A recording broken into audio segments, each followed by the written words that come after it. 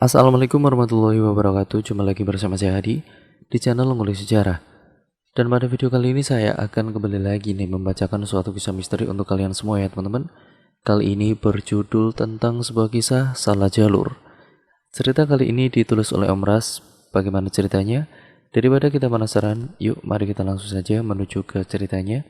Perhatikan baik-baik karena ceritanya akan segera saya mulai.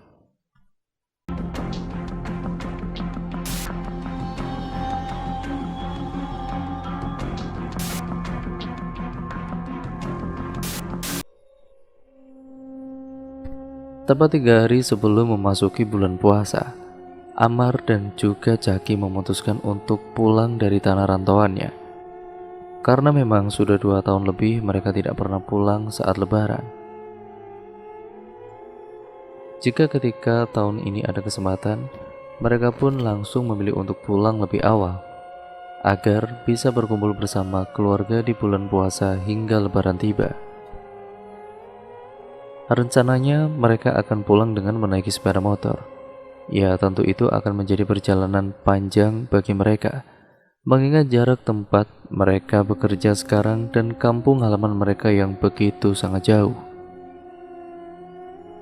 Aku yakin perjalanan yang panjang ini akan memberikan pengalaman terbaik, yang akan selalu kita ingat sampai tua nanti, ujar Jaki penuh semangat. Ya, siapa tahu kita bertemu jodoh di perjalanan nanti. Bosan juga kan sendiri mulu, pengen juga punya bini. Sahut Amar disambut gelak tawa oleh Jaki yang masih mempersiapkan barang-barang bawaannya. Malam itu mereka sengaja untuk tidur lebih awal karena pagi-pagi sekali mereka berdua akan segera berangkat menuju kampung halaman. Sekitar pukul 4 subuh mereka bangun dan setelah melaksanakan sholat subuh, mereka berdua pun mulai bersiap-siap untuk berangkat ke kampung halaman. Dengan menaiki sepeda motor, mereka berdua pun akhirnya mulai perjalanan dengan penuh senyuman. Kalau capek bilang ya Mar, kita gantian bawa motornya, ujar Jaki yang berada di belakang. Iya siap, ini kita sambil cari warung dulu ya. Iya bawa sarapan biar nggak masuk angin, jawab Amar. Iya. Sekitar pukul 8 pagi mereka pun menemukan jajaran warung makan yang sudah pada buka. Mereka singgah di salah satu warung tersebut untuk mengisi perut mereka. Ibu-ibu pemilik warung dengan ramah melayani keduanya. Mau kemana? Tanya si ibu. Mau pulang kampung bu, jawab Amar dan Jaki bersamaan sambil tersenyum. Oh, semoga perjalanannya lancar ya, dan juga selamat sampai tujuan, ujar si ibu tersenyum. Amin bu, terima kasih. Setelah pesanan datang, mereka berdua pun langsung menyantapnya. 2 piring nasi kuning yang masih hangat dengan lauk masak habang ikan haruan itu sangat enak sekali. Bahkan Jaki sampai meminta tambah nasi dan lauk pada si ibu pemilik warung. Selesai makan dan juga bayar, mereka berdua kembali melanjutkan perjalanan. Kali ini Jaki yang menggantikan Amar membawa motor. Tidak terasa hari sudah hampir gelap, perut keduanya pun mulai terasa keroncongan. Namun sedari tadi mereka belum juga menemukan pemukiman warga ataupun warung makan yang bisa disinggahi. Lapar Ki, ujar Amar. Sama Mar. Tapi ini kok aneh ya, nggak ada warung makan apa? Tidak lama kemudian mereka melihat ada penjayaan di depan. Tampaknya di situ ada warung yang buka di tengah-tengah jalanan sepi tersebut. Itu warung Mar, kita singgah ya? Iya ya. Jaki kemudian memelankan laju motornya. Warung di jalanan sepi itu rupanya sedang banyak pelanggan. Ada beberapa mobil pribadi berplat DA dan KT terparkir di sana. Namun baru saja mereka masuk ke warung, sebagian para pelanggan itu sudah pada selesai bayar dan hendak melanjutkan perjalanan kembali. Hanya tinggal 3 orang laki-laki yang duduk di meja paling pojok di warung itu. Saat salah satu laki-laki itu menatap mereka berdua, Amar dan juga Jaki langsung tersenyum ramah. Namun orang tersebut justru langsung mengalihkan pandangannya tanpa membalas senyuman keduanya. Sombong sekali mentang-mentang naik mobil, bisik Jaki. Hush, tegur Amar. Mau pesan apa, Dek? Tanya seorang bapak-bapak bertubuh kurus dengan kepala pelontos. Wajah bapak-bapak itu tampak dingin dan datar. Lalapan ayam saja, Pak. 2 ya. Tidak ada ayam. Adanya sambal goreng hati, asam manis hati, dan hati goreng juga, jawab si bapak. Oh, kalau begitu sambal goreng hati saja, Pak. Minumnya? Teh hangat 2, Pak. Baik, kalau begitu. Sekitar 3 menitan, pesanan keduanya pun diantar. Sudah lama jualan di sini, Pak. Sudah 15 tahun. Wah, lama juga ya, Pak. Ini warung satu-satunya ya, Pak, di daerah sini. Iya, 2 tahun lalu ada warung di ujung jalan sana, tapi sudah tidak pernah buka lagi, ujar si bapak lalu pergi meninggalkan meja keduanya. Ini kita sudah di daerah mana sih, Ki? Mana aku tahu, Mar. Kan selalunya kalau di bus, aku itu kan tidur. Jadi mana aku tahu daerah mana? Jawab Jaki sambil melahap makanannya. Ia tampak sangat lahap memakan makanan itu. Berbeda dengan Amar yang terlihat ragu-ragu dan sesekali celingukan melihat ke sekeliling warung. Setelah selesai makan, mereka pun memutuskan untuk kembali melanjutkan perjalanan. Namun saat hendak menyalakan motornya, ada seorang anak perempuan berusia 13 tahunan yang menghampiri mereka berdua dan mengatakan, "Kak, nanti di simpangan depan sana jangan belok kanan ya," ucapnya pelan sekali. Maksudmu, Dek? Tanya Amar. Sania, panggil seorang wanita dari arah warung sembari melambaikan tangan pada si anak perempuan. Si anak perempuan langsung berlari masuk ke dalam warung. Tampak si wanita langsung menarik tangan anak itu ketika si anak sudah berada di dekatnya. Saat akan berangkat, sebuah mobil berplat KB masuk ke halaman warung. Di dalam mobil itu tampak banyak penumpang, mungkin itu travel yang sedang mengantar para penumpangnya, ucap mereka berdua dalam hati. Mereka berdua kembali melanjutkan perjalanan. Ngantuk aku, Mar? Kita cari musola dulu ya, Ki. Kita numpang istirahat di musola saja. Jalanan di depan tampak berkelok, namun sama sekali tidak ada persimpangan seperti yang dikatakan oleh anak perempuan di halaman warung tadi. Kata adik, tadi itu ada persimpangan kan di depan ini, tapi kok ini cuma belokan ya, Mar? Entah, sudahlah, jangan terlalu dipikir. Mending kita lanjut jalan saja sampai ketemu masjid atau musola. Dan sekitar beberapa kilometer, mereka menemukan perkampungan. Namun perkampungan itu mirip seperti perkampungan zaman dahulu. Tidak ada listrik dan hanya ada lampu pelita yang menerangi rumah-rumah itu. Kampung mana ini ya, Mar? Kok nggak ada listriknya? Ya mana aku tahu, Ki. Ya bisa saja ini kan karena kampung ini jauh dari kampung-kampung lain ya, makanya mereka tidak mendapatkan suplai listrik. Kamu kan lihat sendiri jalanan ke kampung ini cuma hutan saja, jawab Amar. Jaki mengangguk membenarkan jawaban Amar. Di depan salah satu rumah terlihat ada beberapa orang yang tengah berkumpul. Amar berinisiatif untuk menghampiri orang-orang itu untuk sekedar menanyakan musola pada mereka. Kita ke sana, Ki, kita tanya di mana musola. Kita kan bisa cari sendiri, Mar. Ngapain mesti nanya? Ya kalau bertanya apa salahnya, Ki? Mau tidak mau Jaki pun menuruti juga kemauan Amar. Saat mereka mendekat, orang-orang itu langsung menatap keduanya. Permisi, Pak. Saya mau bertanya musola desa ini di mana ya, Pak?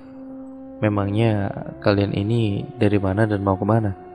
Kami dan kami mau pulang kampung, Pak. Jauh sekali perjalanan kalian. Kalian pasti capek. Oh iya, kalau kalian mau beristirahat, kalian bisa kok istirahat di rumah saya ini. Itu pun kalau kalian sudi. Karena kampung kami ini tidak ada musola. Maklum, bukan kampung sungguhan, ujar si bapak. Musola hanya ada di desa R, dan desa itu sangat jauh dari sini. Di sini tidak ada musola sebab kampung kami ini hanya dihuni beberapa keluarga yang bekerja di sekitaran sini saja. Lanjut bapak-bapak yang lain. Mendengar ucapan bapak itu, Jaki dan juga Ammar langsung saling berpandangan. Mata mereka juga sudah terasa sangat berat. Tentu akan sangat berbahaya kalau mereka melanjutkan perjalanan sampai ke desa yang disebutkan oleh bapak itu tadi. Dan akhirnya, mereka berdua pun menerima tawaran baik dari bapak pemilik rumah untuk menginap semalam di sana. Meski rumah si bapak tidak terlalu besar, tapi rupanya si bapak punya beberapa kasur berukuran sedang. Beliau mengakui kalau kasur-kasur itu disediakan untuk orang-orang yang bertamu ke rumahnya. Akhirnya, tidak menunggu waktu lama setelah keduanya merebahkan tubuh di atas kasur itu, mereka pun langsung tertidur dengan sangat nyenyaknya. Saat mereka terbangun, rupanya hari sudah pagi. Dan dari arah dapur terdengar suara alat-alat makan yang saling beradu. "Ada yang bisa saya bantu, Pak?" tanya Ammar. "Waduh, jangan-jangan kalian terbangun karena suara berisik yang bapak buat ini?" Ammar tersenyum seraya menggeleng. "Bukan, Pak, kami memang sudah bangun. Segar rasanya badan setelah tertidur beberapa jam," ujar Ammar. "Wah, syukurlah kalau begitu. Oh ya, sebelum kalian pergi, kita sarapan dulu ya. Bapak sudah buatkan makanan." Dibantu Ammar, bapak itu membawa makanan yang akan mereka santap bersama di pagi itu. Cakar ayam masak abang dan hati ayam goreng terlihat lezat sekali. Nasi hangat yang masih mengepulkan asap membuat kedua pemuda itu menelan ludah. "Ayo dimakan. Makan yang banyak kalian berdua," ujar si bapak dengan ramah. Setelah selesai makan, mereka berdua pun kembali bersiap-siap untuk melanjutkan perjalanan. Si bapak mengantarkan kepergian mereka dengan wajah tersenyum. Sepanjang jalan kampung itu tampak berkabut. Namun baru 1 kilometer meninggalkan kampung tersebut, tiba-tiba motor yang mereka kendarai mendadak mati. "Apa yang rusak, Mar?" tanya Jaki setelah hampir 1 jam Ammar memperbaiki motor tersebut. "Tidak tahu, Ki, padahal businya sudah kuganti dengan yang baru, tapi motornya tetap tidak mau menyala. Kenapa ya?" "Waduh, kamu yang ngerti motor saja nggak tahu masalahnya, apalagi aku yang tidak ngerti apa-apa ini," ujar Jaki sambil garuk-garuk kepala. "Apa kita balik ke rumah bapak tadi saja ya, Ki? Siapa tahu beliau bisa memperbaiki motor, atau mungkin beliau tahu di mana bengkel di daerah sini." "Ah, terlalu merepotkan orang, Mar. Ya habisnya kamu mau kita dorong ini motor sampai kapan?" "Iya, kalau di depan sana ada bengkel, tapi kalau enggak, ya gimana?" Jaki terdiam. Lagi-lagi ia terpaksa menuruti kemauan Ammar. Mereka berdua pun lalu mendorong motor itu menuju perkampungan. Rumah-rumah di sana tampak sepi. Kemungkinan pemiliknya sudah ada yang pergi untuk bekerja, pikir mereka. Saat mereka sampai, si bapak terlihat tengah menyapu halaman dengan sapu lidi. "Permisi, Pak. Maafin kami ya, Pak. Kami balik lagi. Ini tadi motor kami mati mendadak, Pak, di sana. Kami tidak tahu bengkel di daerah sini itu di mana, Pak. Makanya kami balik lagi kemari untuk menanyakan bengkel sama Bapak," ujar Ammar. "Di sini tidak ada bengkel. Kalaupun ada itu sangat jauh jaraknya dari sini. Tapi semisal kalian mau ya, kalian bisa tunggu dulu sementara di sini. Karena di sini ada salah satu orang yang bisa memperbaiki mesin-mesin motor seperti ini. Tapi sekarang orangnya sedang tidak ada di kampung. Bagaimana? Kira-kira lamakah kami harus menunggu Pak? Soalnya kami kan mau pulang ke rumah Pak, biar bisa memulai puasa bersama keluarga, ujar Jaki. Kemarin dia bilang mau pergi ke kota selama 3 hari, dan hari ini sudah hari kedua dia pergi. Kemungkinan besok dia sudah kembali, jawab si bapak. Mendengar jawaban si bapak, Ammar mengangguk dan memaksa pada Jaki agar mau menunggu sampai besok. Hingga akhirnya Jaki pun bersedia menunggu sampai besok. Dan hari itu mereka menghabiskan waktu sepanjang hari untuk beristirahat serta membantu sedikit pekerjaan si bapak. Dan malam harinya mereka diajak oleh si bapak untuk ke sebuah acara pernikahan yang terasa aneh bagi Jaki. Bagaimana tidak aneh, sebab di acara pernikahan pada umumnya, wajah para tamu pasti terlihat bahagia dan menikmati acara dengan bercanda ataupun bergosip. Sangat berbeda dengan wajah para tamu di acara malam itu yang malah terlihat sangat datar sekali. Dan mereka semua mengikuti acara tersebut tanpa berbicara satu sama lain. Namun berbeda dengan Jaki, Ammar tampaknya sangat menikmati acara tersebut. Bahkan ia sempat memisahkan diri dari Jaki begitu ia melihat seorang gadis cantik yang tampak curi-curi pandang terhadapnya sedari tadi. Setelah didekati, gadis itu ternyata sangat ramah dan lembut sekali tutur katanya. Dia juga memperkenalkan diri dengan nama Ima dan mengaku tinggal di kampung itu bersama orang tuanya. Dengan sikapnya yang lembut dan terbuka, membuat Ammar menjadi semakin tertarik pada gadis itu. Keduanya juga sudah sangat akrab dalam waktu sebentar saja. Bahkan tampaknya Ammar sudah jatuh hati pada gadis itu sejak pandangan pertama. Dan begitu pun juga sebaliknya. Oleh Ima, Ammar langsung diperkenalkan pada kedua orang tuanya di malam itu juga, yang ternyata menyambut hangat kehadiran Ammar. Aneh Komar, baru bertemu sekali malah sudah kenalan sama orang tuanya. Memangnya kamu mau langsung nikah sama dia? Ujar Jaki. Ya kalau ada jodoh tentu aku mau. Coba kamu lihat, siapa sih laki-laki yang tidak tertarik pada Ima? Sangat cantik, ramah. Banyak sekali nilai tambahnya pada gadis itu Ki.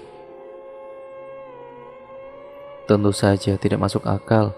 Sekali kenalan langsung mau menikah. Kenal sifat dan karakternya saja belum, gertu Jaki. Dengan hanya mengenalnya sebentar saja, aku yakin Ima itu gadis baik-baik. Jaki terdiam.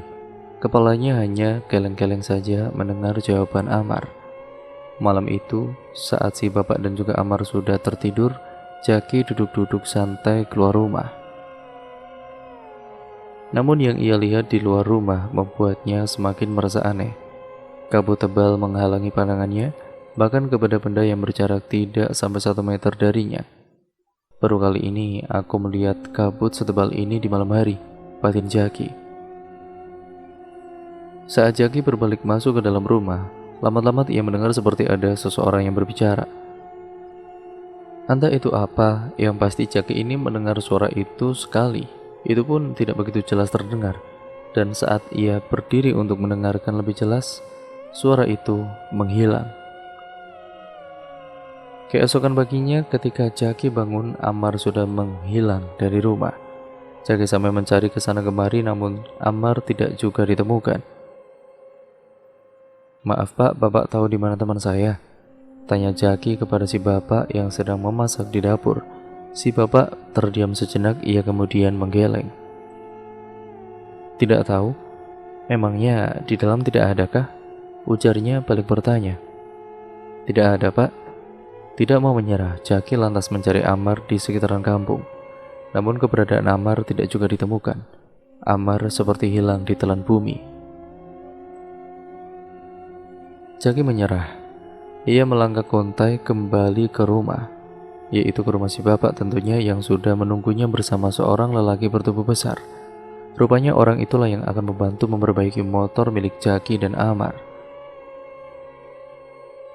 Seperti tukang bengkel yang profesional, Lelaki itu dengan mudahnya memperbaiki kerusakan pada motor tersebut, dan tidak lama kemudian motor itu pun bisa dinyalakan kembali. Dalam hati Jaki merasa senang sekali sebab ia bisa segera melanjutkan perjalanan dari kampung aneh tersebut. Namun di sisi lain ia tidak bisa pergi seorang diri dengan meninggalkan Amar yang tidak diketahui keberadaannya saat itu. Dengan menaiki motor tersebut, Jaki berusaha mencari Amar keluar dari kampung. Barang-barang bawaannya juga terpaksa ia tinggal di rumah si bapak. Hanya dompet berisikan uang dan KTP yang ia bawa saat itu, karena memang niatnya Jaki hanya untuk mencari Amar keluar dari kampung. Jaki dan juga motornya menerobos kabut yang lagi-lagi sangat tebal. Ada bebauan mirip bunga melati juga di sepanjang jalan.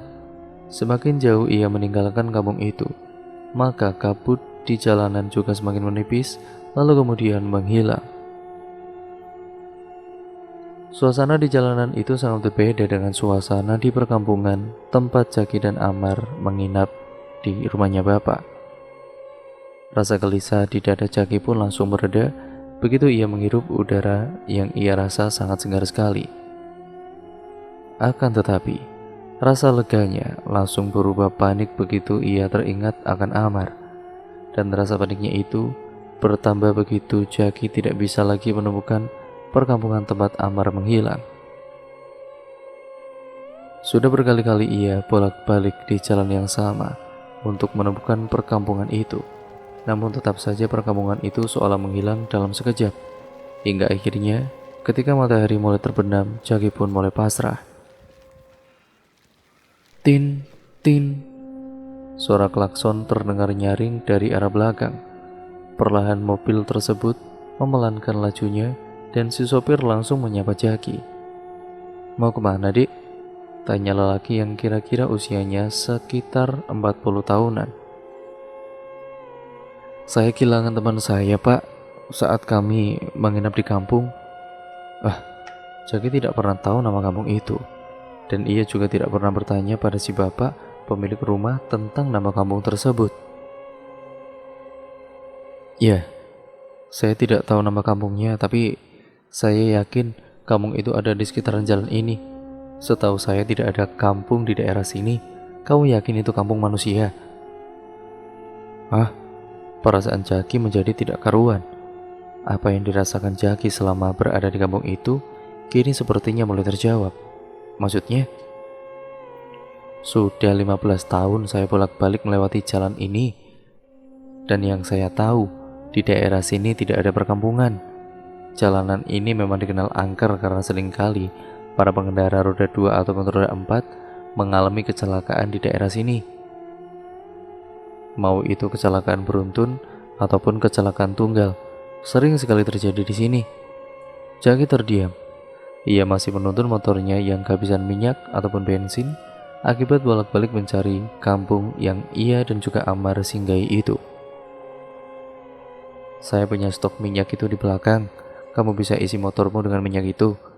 Ya itu sementara, untuk agar kalian itu bisa sampai di kampung saya," ujar orang itu menawarkan. "Tapi teman saya bagaimana, Pak?" "Nanti kita minta bantuan sama orang-orang di kampung saya. Kita cari temanmu itu. Semoga dia masih bisa bertahan." Mendengar ucapan itu, Jaki mulai berpikir yang tidak-tidak tentang Amar. Jangan-jangan Amar sudah mati. Singkat ceritanya, begitu mereka sampai di kampung orang tersebut, Jaki langsung diberikan minuman dan makanan. Bahkan ia juga langsung dipertemukan dengan seorang tetua kampung untuk sekedar dibersihkan dirinya agar tidak diikuti oleh makhluk halus penghuni kampung yang tidak kasat mata. Dan pencarian terhadap Amar pun mulai dilakukan oleh warga kampung yang dipimpin oleh seorang tetua. Sepanjang jalanan itu mereka telusuri.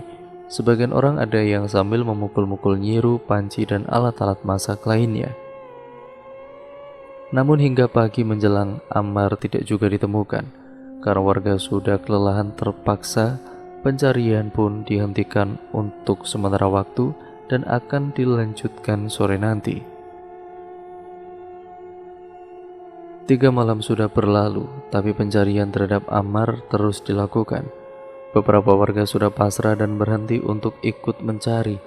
Hingga yang tersisa yang masih terus melakukan pencarian, hanya beberapa orang saja termasuk tetua kampung dan lelaki yang pertama kali menolong Jaki. Pada malam keempat saat itu, hujan disertai guntur, yang membuat pencarian terpaksa dihentikan. Namun ketika mereka akan pulang, tetua kampung melihat seseorang yang berjalan sempoyongan dari arah hutan. Dan begitu disenter, rupanya itu adalah Ammar. Tanpa babi bu lagi, Jaki langsung berlari menghampiri Ammar yang terlihat linglung itu. Ammar tampak pucat, wajahnya seperti menampakkan ketakutan. Bahkan ia hampir berteriak begitu melihat Jaki. Dan ketika tetua kampung memapanya, barulah Ammar menjadi sedikit lebih tenang. Tubuhnya gemetar dan ada lendir berbau aneh hampir di seluruh badannya. Ammar dibawa ke kampung dan diobati luka-lukanya. Ia juga diberikan air doa, dimandikan agar terbebas dari pengaruh makhluk halus yang membawanya tersebut. Meski sudah dimandikan dan diberi air doa, tapi Ammar masih belum sepenuhnya sadar. Ia masih seperti orang linglung, bahkan terkadang ia menangis tiba-tiba dan juga ketakutan. Ia sebenarnya juga masih belum mau menceritakan apa yang sebenarnya dia alami pada saat ia menghilang hari itu. Dan karena keadaan Ammar yang masih seperti itu, ya, perjalanan mudik mereka berdua tertunda dan harus menunggu sampai Ammar benar-benar pulih kembali. Akan tetapi, ada satu hal yang rupanya masih belum disadari Jaki, yaitu perbedaan waktu antara manusia dengan jin. Rupanya mereka sudah cukup lama menghilang, bahkan saat itu Ramadan sudah lama berakhir. Hal itu terungkap ketika Jaki menanyakan tanggal dan bulan saat mereka menemukan Ammar.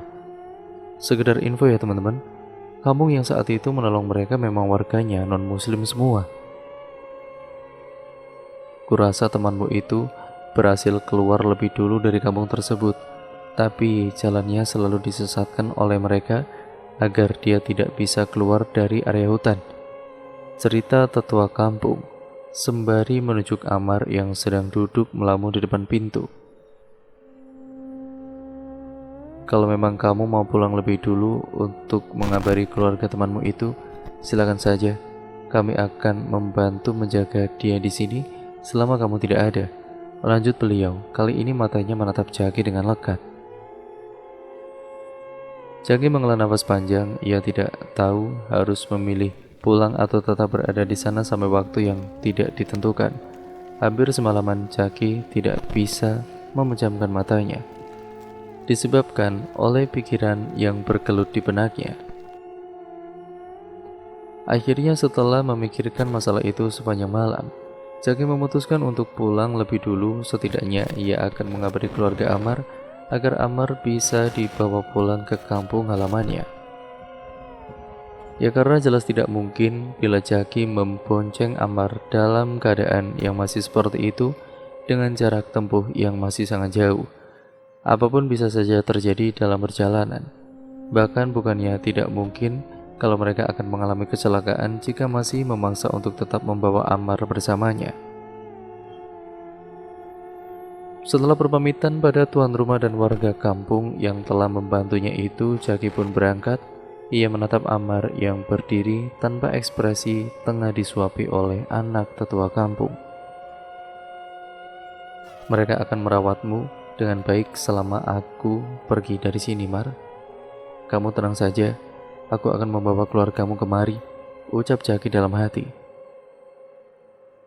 Perjalanan sedikit lambat dari perhitungan, sebab Jaki tidak mau meneruskan perjalanan pada malam hari.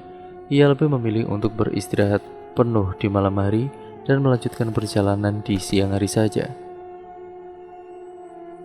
Setelah melewati perjalanan yang sangat melelahkan, akhirnya Jaki sampai juga di kampung halamannya. Tampak keluarganya sangat kaget melihat kedatangan Jaki. Mereka khawatir pada Jaki karena tidak kunjung pulang, apalagi dihubungi juga tidak bisa.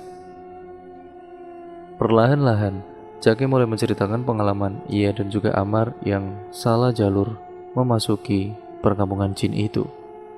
Karena pandangan mereka di malam kejadian itu ditutupi, sehingga tidak bisa melihat persimpangan jalan yang dikatakan oleh anak perempuan di warung makan. Keluarga Jaki sangat bersyukur karena Jaki dan Amar berhasil selamat. Meski sekarang keadaan Amar belum pulih sepenuhnya, entah apakah yang sudah dialami Amar selama ia menghilang, sampai-sampai ia seperti sangat ketakutan saat melihat Jaki. Keesokan harinya, Jaki ditemani orang tuanya mendatangi rumah keluarga Amar. Di hadapan keluarga Amar itu, Jaki menceritakan semuanya yang terjadi, bahkan saat sebelum mereka mulai perjalanan untuk pulang. Amar termakan perkataannya sendiri. Harusnya, sebagai orang perantau dia tahu dan paham betul tentang pantangan berbicara sesumbar, ujar Holik yang merupakan kakak tertua Amar. Jaki terdiam, ia baru ingat ternyata dengan perkataan Amar yang dimaksud oleh kakaknya tersebut. Ya, Amar pernah berkata bahwa ia malah sendiri terus, dan dia sangat berharap bertemu jodoh dalam perjalanan. Dan sekitar 3 hari kemudian, rombongan keluarga Amar dan yang ditemani Jaki pun ia berangkat menuju ke kampung yang telah menolong mereka berdua. Sesampainya di kampung itu, mereka disambut dengan baik oleh warga sana, terutama keluarga tertua kampung yang orang pertama kali menolong Jaki. Amar masih linglung, namun begitu ia melihat Holik, wajahnya terlihat sangat ketakutan. Tubuhnya bahkan sampai gemetar. Holik tersenyum aneh saat melihat Amar. Sepertinya ada sesuatu yang sudah tidak beres terjadi. Di kampungnya Holik memang dikenal sebagai orang yang paham dengan hal-hal spiritual seperti itu. Karena selain menjadi guru kuntau, Holik juga merupakan orang yang masih mempelajari ilmu-ilmu mistis.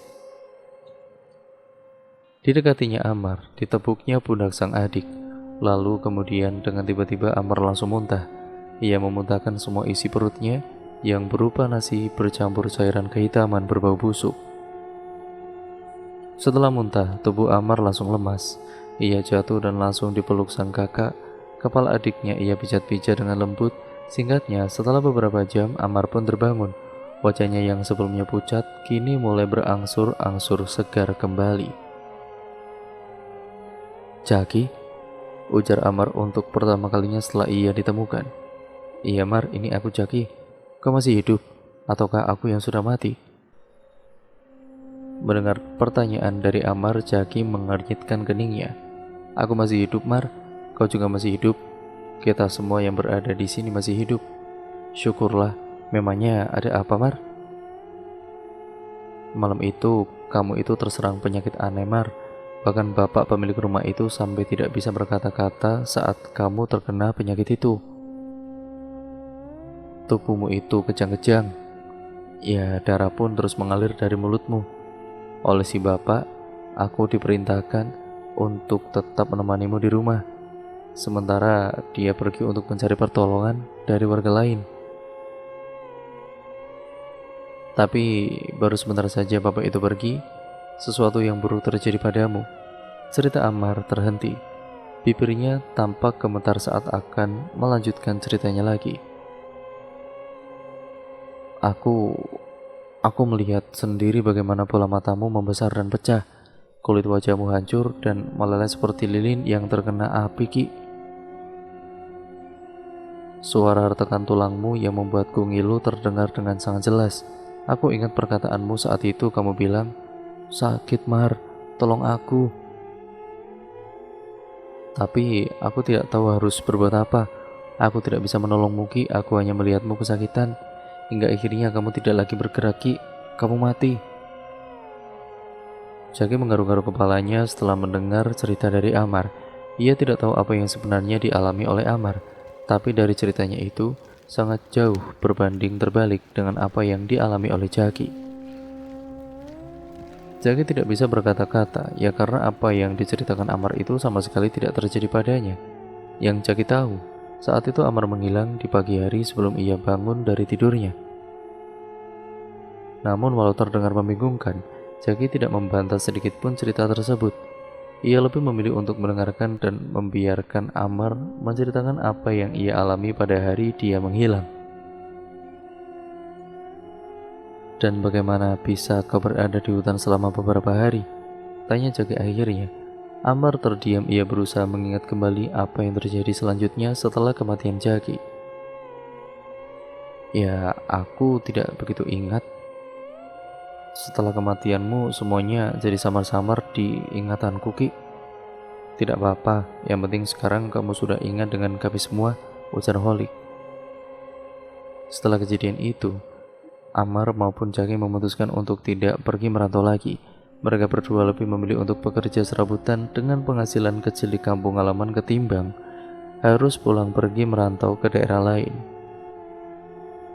Dan kebaikan para warga kampung yang telah membantu Jaki mencari Amar itu tidak akan pernah mereka lupakan hingga suatu saat nanti. Dan cerita pun akhirnya selesai sampai di sini ya teman-teman. Terima kasih untuk kalian semua yang sudah menyimak video kali ini dan juga cerita kali ini. Banyak sekali pembelajaran yang dapat kita ambil ya teman-teman dari cerita kali ini. Ya intinya kita harus selalu berhati-hati saat kita berada dimanapun. Saat kita mau menuju ke suatu tempat, ya alangkah baiknya kita berdoa sebelum berangkat ya teman-teman. Dan tetap fokus dalam perjalanan dan jangan berkata yang tidak-tidak ataupun yang mungkin gegabah seperti cerita pada kali ini. Intinya kita harus jaga sopan santun juga ya teman-teman dimanapun kita berada supaya kita selamat.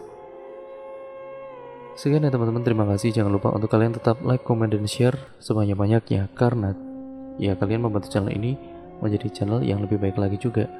Jangan lupa untuk kalian subscribe untuk kalian yang belum dan nyalakan tombol lonceng notifikasinya agar kalian tidak ketinggalan video terbaru selanjutnya dari channel ini. Sekian dan terima kasih ya teman-teman, kurang lebihnya mohon maaf apabila ada banyak kesalahan kata ataupun narasi saya mungkin kurang jelas dalam membacakan narasi video kali ini. Untuk kalian yang memiliki pengalaman-pengalaman horor, kalian bisa kirimkan ke alamat email kami ya teman-teman, yang nantinya akan saya bacakan di sini.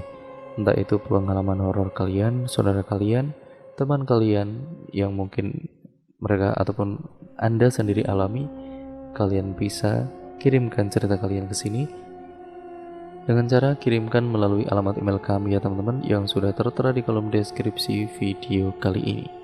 Sekian video kali ini saya akhiri, kurang lebihnya mohon maaf apabila banyak kata-kata yang salah ataupun artikulasi yang mungkin kurang jelas. Saya mohon maaf yang sebesar-besarnya ya teman-teman. Wassalamualaikum warahmatullahi wabarakatuh.